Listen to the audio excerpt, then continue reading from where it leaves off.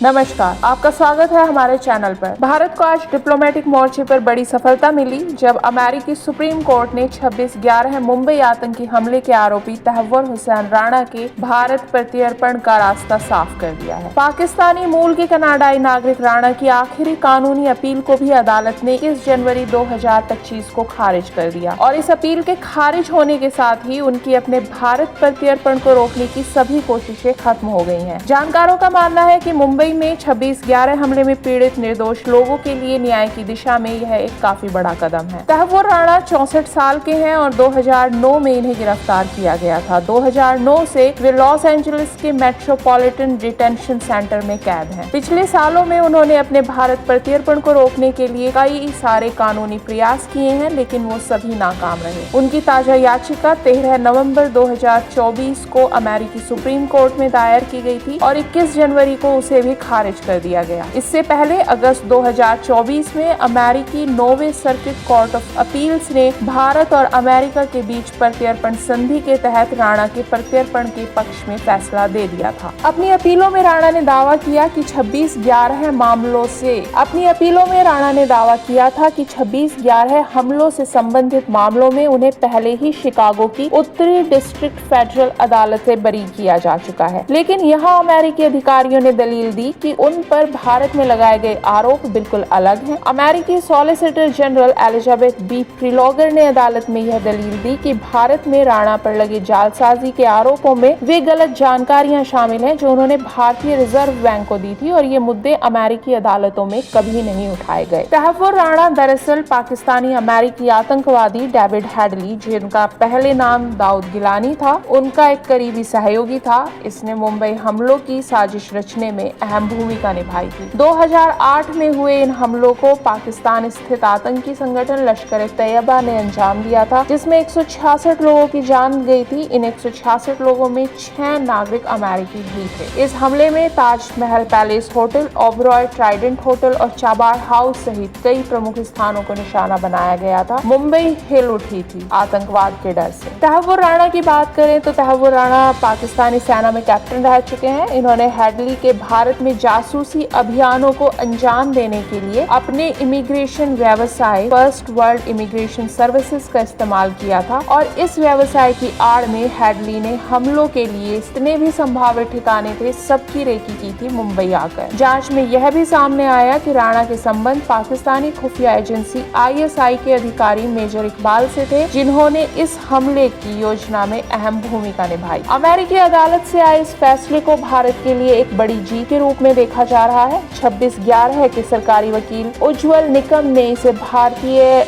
न्याय प्रणाली की सफलता बताया है। उनका कहना है कि अमेरिका में राणा की दलीलों को खारिज कर दिया गया है और भारत के प्रयास सफल हो गए हैं। साथ ही उन्होंने विश्वास जताया है कि ट्रंप प्रशासन प्रत्यर्पण प्रक्रिया में तेजी लाएगा। एक बार भारत आने के बाद तहव्वुर राणा पर आतंकवाद से जुड़े साजिश, धोखाधड़ी और मदद देने के आरोपों के तहत मुकदमा चलेगा। भारतीय जांच एजेंसियां अदालत में नए सबूत भी पेश कर सकती हैं जो उन्हें सीधे 26/11 हमले और दूसरी आतंकी योजनाओं से जोड़ते हैं। अगर हम तहव्वुर हुसैन राणा की बात करें तो ये पाकिस्तानी सेना में डॉक्टर हुआ करते थे। चीचावतनी पंजाब, जो कि पाकिस्तान का पंजाब है, उसमें 12 जनवरी 1961 को ये पैदा हुए और अब ये 64 साल के हैं। इनकी शुरुआती पढ़ाई पाकिस्तान के प्रसिद्ध सैनिक school cadet college Hasan Abdal से हुई है और वहीं ये मिले थे डेविड हेडली और इसी दोस्ती ने इन्हें आज इस मुकाम पर लाकर खड़ा कर दिया है जहां इनका भविष्य सिर्फ अंधकार में है। पढ़ाई के बाद इन्होंने पाकिस्तानी सेना के मेडिकल कोर में जनरल ड्यूटी प्रैक्टिशनर के रूप में काम किया, कैप्टन तक पहुंचे। उसके बाद 1997 में ये अपनी पत्नी के साथ कनाडा चले गए और जून 2001 में इन्होंने कनाडा की नागरिकता भी ले ली। इसके बाद अमेरिका के शिकागो में इन्होंने इमिग्रेशन बिजनेस चलाया अपना, जिसका नाम था फर्स्ट वर्ल्ड इमिग्रेशन सर्विसेज। इसके ऑफिस शिकागो, न्यूयॉर्क और टोरंटो में थे।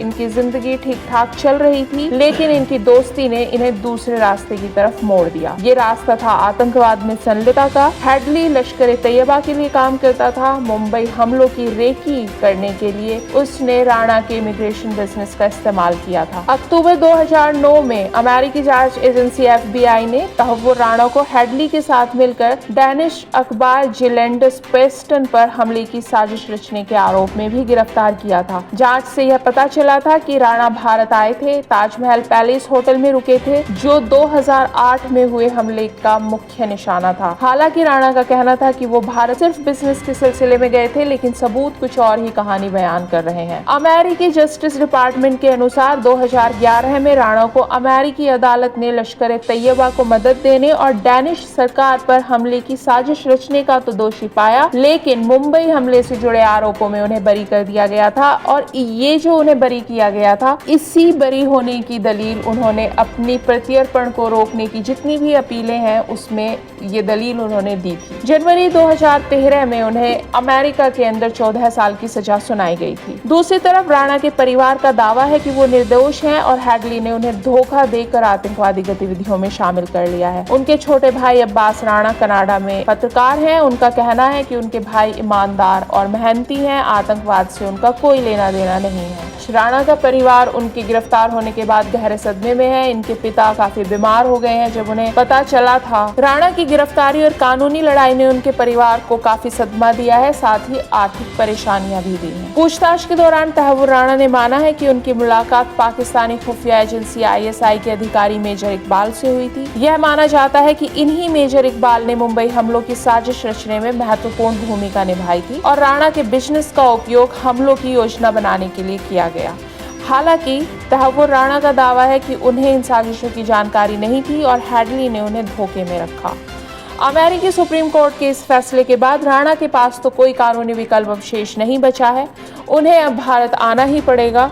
भारत आने के बाद उनके ऊपर मुकदमा चलेगा ताकि 2008 के जो निर्दोष पीड़ित हैं उनको न्याय मिल सके। एक तरफ जहां तहव्वुर राणा का प्रत्यर्पण भारतीय एजेंसियों के लिए बहुत बड़ी सफलता के रूप में देखा जा रहा है, वहीं यहां पर हम ये भी याद रखें कि अभी भी कुछ और लोग ऐसे हैं जिनके प्रत्यर्पण की कोशिश भारत लगातार कर रहा है, लेकिन भारत की कानूनी एजेंसियां अभी तक उन्हें वापस अपने देश में नहीं ला पाई हैं। भारत के इन भगोड़ों में सबसे पहला नाम है अर्शदीप सिंह गिल, जिन्हें अर्श डल्ला के नाम से भी जाना जाता है। ये खालिस्तानी आतंकवादी है। 50 से ज्यादा मामलों में ये वांछित है। दूसरा नाम है अमेरिका में पकड़े गए अनमोल बिश्नोई का, जो कई सारी हत्याओं के आरोपी हैं और लॉरेंस बिश्नोई के भाई हैं। तीसरे हैं यूके में रह रहे विजय माल्या, जो 9,000 करोड़ रुपए के घोटाले में फंसे हैं, और लंदन में मौजूद नीरव मोदी का नाम भी इस लिस्ट में है, जो 14,000 करोड़ के PNB घोटाले में वांछित हैं, और उनके मामा मेहुल चोकसी अभी एंटीगुआ में है। उम्मीद है कि समय के साथ भारत को इन लोगों के प्रत्यर्पण में भी सफलता मिलेगी और भारत अपने देश में अपराध करके भागे हुए इन लोगों को न्याय तक पहुंचाएगा।